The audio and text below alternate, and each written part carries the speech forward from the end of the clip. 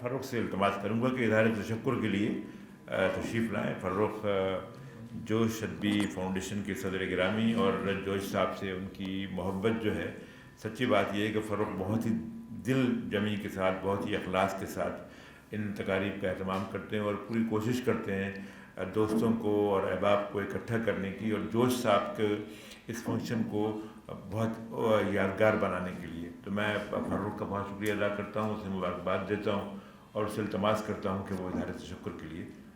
یہاں پر آئے اسٹیج پر. جناب صدر کی اجازت سے میں بہت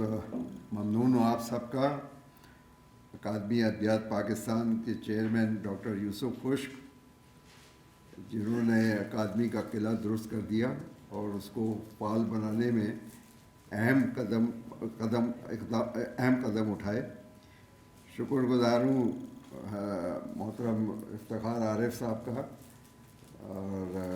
ملک فداء الرحمان کا، محبوب ظفر صاحب، ڈاکٹر غضنفر مہدی اور تبسم اخلاق جو ہمارے ساتھ ہیں. آج جو کچھ کا اس زمانے میں جب بابا کے پاس، ہمارے جوش صاحب کے پاس کچھ، جب ضیاء الحق کا وہ دور عاشور تھا، اس میں چند لوگ آیا کرتے تھے، جیسے ابھی انہوں نے ذکر کیا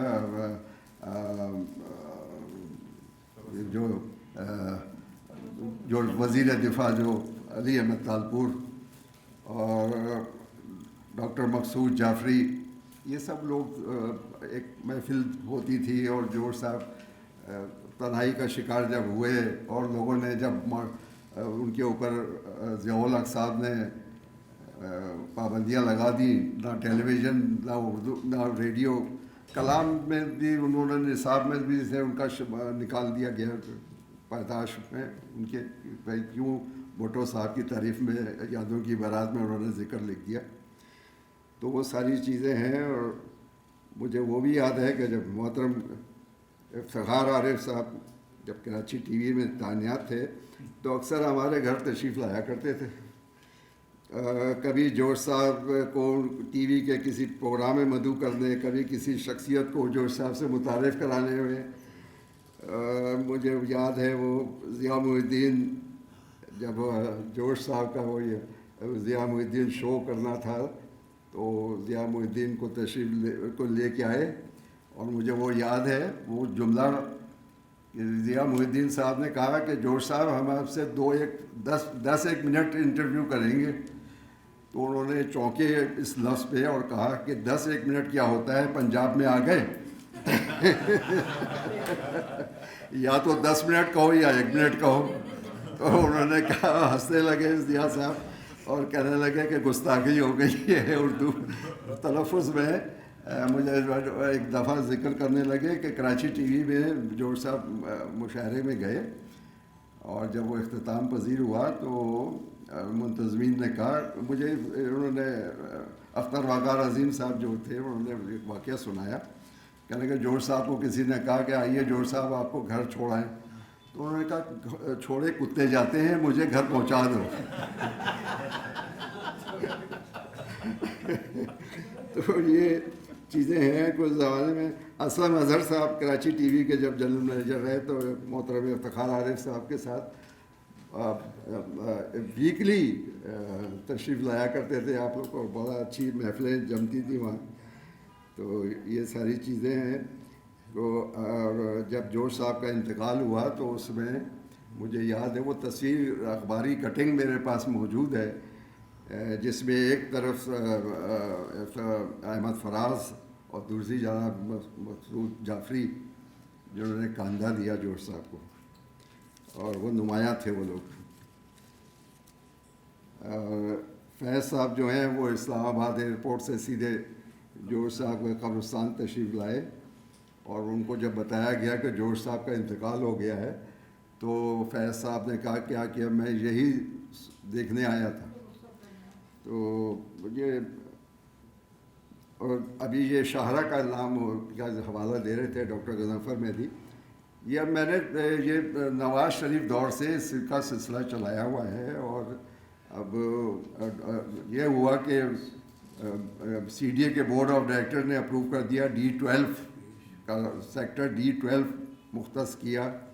اور اب وہ فائل تقریباً میرے شبلی فراز صاحب آج تشریف نہیں لائے،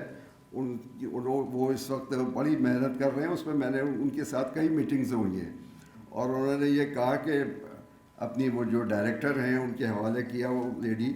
اور وہ تعلق رکھ رہی ہیں اور سی ڈی ایس کے ساتھ رابطہ ہو رہا ہے، اور اب وہ فائنل اسٹیج پہ ہے. اور اس کی سمری جو ہے وہ جب بھیجی گئی وزیر داخلہ کو کیبنٹ اپروول کے لیے، تو اس وقت ایک فوجی کو بٹھا دیا تھا وہاں پہ، وزیر داخلہ بریگیڈیئر صاحب کو، اور انہوں نے بڑی عجیب ایک عسکری سوچ کا حوالہ دیتے ہوئے اس کے اوپر ایک مختصر سی کوئری لگا کے سی ڈی اے کو واپس کی، اور اس میں یہ لکھا کہ اسلام آباد کی شاہراہ کا نام ان شاعروں ادیبوں کے نام ہونے چاہیے جنہوں نے اسلام آباد کے لیے کوئی کام کیا ہو. اب جس نے اس پورے ملک کے لیے کام کیا وہ پیچھے رہ گیا. اور میں نے شبلی صاحب سے کہا، میں نے شبلی فراز کو کہا، میں نے کہا یہ بتائیے وہ بریگیڈیئر صاحب جوش صاحب سے کیا کام کرانا چاہتے ہیں؟ گٹر صاحب کرانا چاہتے تھے، شاہراہوں کی سڑکیں صاف کرانا چاہتے تھے، کیا چاہتے تھے؟ وہ یہ فرخندہ شاہین موجود ہیں، اور ان کے وقت میں انہوں نے بہت اچھی کوریجیں ہمیں دکھائی پی ٹی وی نیوز سے، اور یہ ڈیزرو کرتی ہیں کہ ان کو سرکاری اعزاز سے نوازا جائے، صدارتی اعزاز سے نوازا جائے. تو اب جو ایک چیز جو جوش صاحب کا ذکر کرنا ضروری ہے کہ کلیات جوش جو ہے اس کا وہ جوش صاحب کے انتقال کے 38 سال بعد منظر عام پہ آئی، اور اس کی تحقیق اور تدوین جو ہے وہ نامور شاعر دانشور ڈاکٹر ہلال نقوی نے اس کو کلیات کو آراستہ کر کے، اور ایک ممتاز اشاعتی ادارے ویلکم بک پورٹ نے اس کو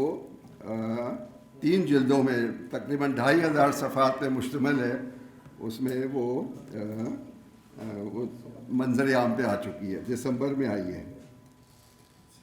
اچھا، جوش اپنی روایت کو ہجرت کے بعد بھی بھلا نہ سکے، جس کی انہوں نے بہت بھاری قیمت ادا کرنی پڑی. اب تک 39 سال بعد بھی